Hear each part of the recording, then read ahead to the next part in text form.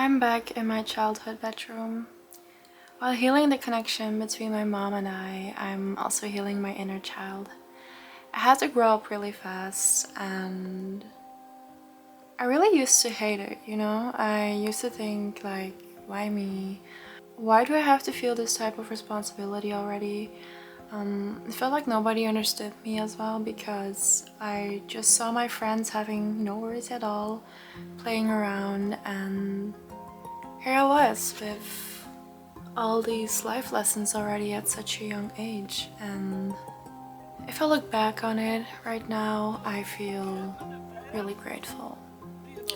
Really grateful for all of these experiences that learned me at such a young age how to take care of myself and how to solve problems in a creative way when it feels like there is no solution. My mom taught me how to be richer than the rich by building connections that no money could ever replace. Being back in this room brings up so many memories, like the trees I would look at night during my first heartbreak, or the Polaroids with my friends remind me of this period in my life where I was so impulsive with my decision making, but yet I felt so stress-free, you know? The desk reminds me of the first ring I made, and I wear it daily till this day. It brings so many memories with itself, and it sparked this light in me of how I like to work with my hands and learn all these new skills like goldsmith and making clothes and etc. Seeing these childhood pictures remind me of the summer breaks when I was around 10 years old and my brother and I used to secretly watch series at night, and sometimes we got caught. And my mom used to be so mad because she just knew we were faking that we were sleeping and she wanted us to get enough night rest. But looking back at these small memories really sparked this joy in me because I'm reliving these memories in a way, being back here. But now it's about healing my inner child. I think it's so important to heal our wounds that we have since childhood, even if we're not completely sure yet if it's a childhood wound. We should not take it for granted and push it aside, because this can lead to bigger wounds in the future and can lead to situations where you react in ways you don't realize why you react this way to people, and feeling like you're doing something wrong or that something is wrong with you just because something is missing. And I'm so happy that we got in this day and age where we are aware of childhood traumas and healing our inner child, because it's so important. Also, a lot of the times our parents can give us childhood traumas even though it was never there, even though they never intended to hurt us or traumatize us. For example, by just wanting the best for you and pushing you through to always show your best and always to improve. Even that can lead to childhood traumas. Like, my mom used to say to me, it can always be better.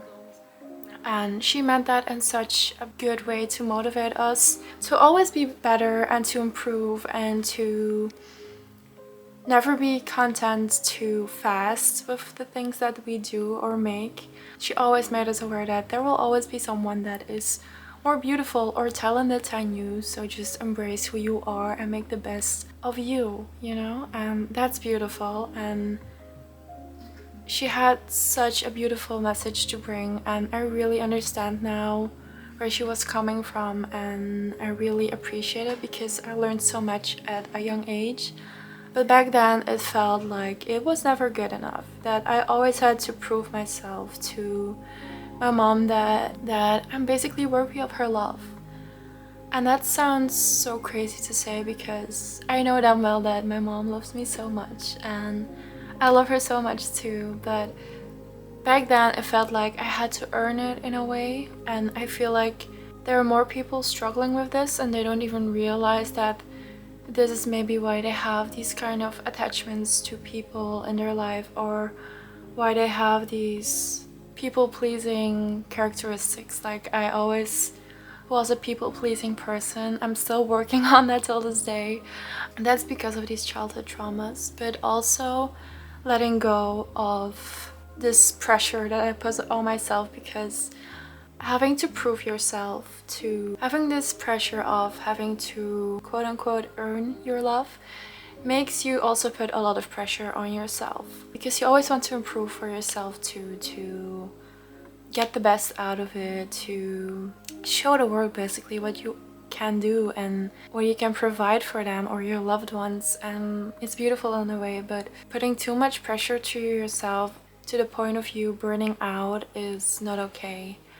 And letting go of that stress and that pressure is healing my inner child, because I feel like I'm flourishing. I am putting more time into things I love, things I always wanted to try and that I felt like I didn't had the chance to do in my childhood, or not enough in my childhood. Like, I didn't go out a lot with friends. I also didn't had a lot of friends, and I already learned to accept that, because I don't need many friends. I'm happy with the few pure ones that I have, you know, because they're so wholesome and they really care about me as much as I care about them. But yeah, I just take a lot less pressure on myself to create or to prove myself, you know. I still want to improve and I still want to achieve goals, just like everyone. But it's important to take your rest too, because putting too much pressure on yourself can make you burn out, which makes you even sometimes achieve your goals less fast, because you didn't take the time to rest. And especially if you're doing something creative, you need your rest to come up with new ideas, to reflect on the thing that you've made already, to reflect even if this is still the type of content or designs that you want to make, if it still resonates with you. Because I'm truly someone who believes in putting a piece of yourself into your art, because it makes it so much more personal to the viewer or to the person that is interested in your art. I think it's a beautiful thing to put your love into it. So yeah, some things that I personally do to heal my inner child is, for example, healing the connection with my mom, because we had a tough time not realizing we hurt each other, not being able to fully being open in a discussion with each other about the things that bother us, things that hurt us, which is healing. It's really healing to be able to talk about that in a really respectful and understanding way. I get that my mom comes from a different generation. She is Polish. She had to go through a lot because she moved to a different country at a very young age. And I have a lot of respect for that. And I know that is a completely different mentality that they had back then as now. So I'm already very blessed that my mom is very open-minded, but I feel like if you have struggles like this as well, that you feel like your connection with a specific person is or has hurt you in the past and you're still in contact with that person, or you still dearly love them, I think it's worth talking with them about it, asking them like, hey, are you open to just talk about this in a understanding way, to try to understand each other and not just listen, because someone can listen to you but not try to understand you, and that can be nice if you just want to vent about something, but not if you're talking about something that has hurt you in the past. So that really heals my inner child, to be able to be very open to all my close ones. Something else that really is healing for me is being creative, being able to make my fairy tale come true by making pieces that remind me of fairies, by making things that look whimsical to me, because I just really love fairy tales. I love everything that looks magical. It's part of my daydreaming, and being able to create really heals it inside of the things that I was dreaming of to become, like a fairy, for example. To be able to make something that resonates with that is really healing to me.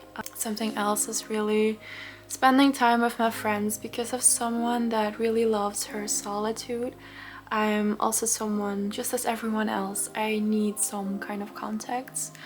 It's normal, we are humans, not made to be all the time alone, you know? So being able to make time for my friends is very healing as well, especially if you're someone like me who is a workaholic, who has been someone who always put their work first. It's important to kind of step back of that and to remind you of also being happy with your journey in life. Because if you're always going to be focused on work, there will come a period in life that you feel like, I lost all of this time just for this thing that I wanted to achieve, and maybe at the end of the journey you want to achieve something else, and this wasn't what you had in mind because you were romanticizing it, for example. And being able to put that pressure aside and make time for your loved ones is very healing. It makes memories which will only bring you more joy if you think back of it later. And I think that's something that's very healing to me personally. Something that's also very healing to me, and I think, is to go back in nature. My mom lives in this very nature-filled area, and being back in the city really makes me sad a lot of the times, and I get homesick for nature. I know here are parks, you can walk in like green areas, but they're small, they're made by humans. It's different than being able to walk in like a wild forest, you know? It's a different experience. Of course, I appreciate all nature, but I'm more aware here if I'm walking in a park, because it's also not that safe as a girl at all times, than I can be in a forest where I can just really put my mind to rest and even go into this meditative trance of thinking and walking around. So that's something that's really healing for me. And yeah, something that's just also really important, and I think maybe, I don't know, I just haven't heard a lot of people talk about it in this way, but to look at your inner child, like your her or his or they's mother or father, or just guardian, you know, because treat yourself, that piece of yourself inside, as something so fragile, something that still has to learn, that you want to nurture with all your love and all the power that you have, because it's so important to look at it in that way. Even putting better food in your body can make you feel better mentally as well. So I think that's also something really important. And also know that healing your inner child isn't cringe, because I know there are moments that you are going to want to do something to heal your inner child and you think like, I can't do this because I'm an adult, or are people going to look strange at me if we're going to do this, or if I'm going to do this? Like, don't think about that. People at the street don't care what you're doing, you know? They have their own lives, they have their own worries. If you want to jump into a puddle of rain, just freaking jump into the puddle of rain, you know? Me and my best friend, we goof around on the street. Everybody thought we were in a relationship because we were so close, because we just like giggly and hugging, and she bites into my hand and in my finger in public, and people are also looking like, what the frick are these girls doing? Like, why is she biting in her finger, you know? Like, it's just our thing. It's cute, we love it. It's like we're playing around, and it's so healing because you don't care, you don't mind being this way, and it's just very important. I haven't written a lot in my journal about this because I really was just experiencing the moment. When I started to write it down, I just wanted to do activities to heal my inner child. So yeah, it's just really following your heart and see what feels good to you, to see how you feel inside, how it makes you giggly, how it makes you feel vulnerable, because it's important as well to have the feeling that you can be vulnerable, because it is a beautiful thing. It is so releasing of stress if you can be open with someone.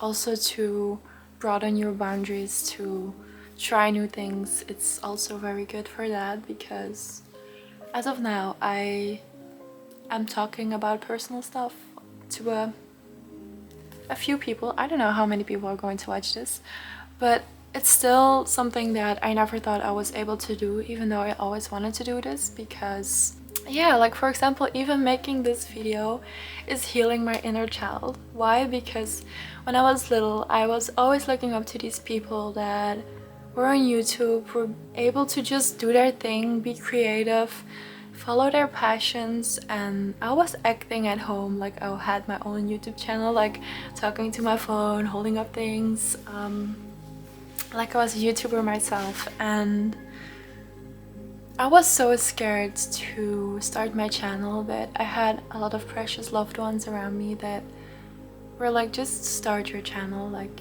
nobody's going to judge you, we will support you in your choice.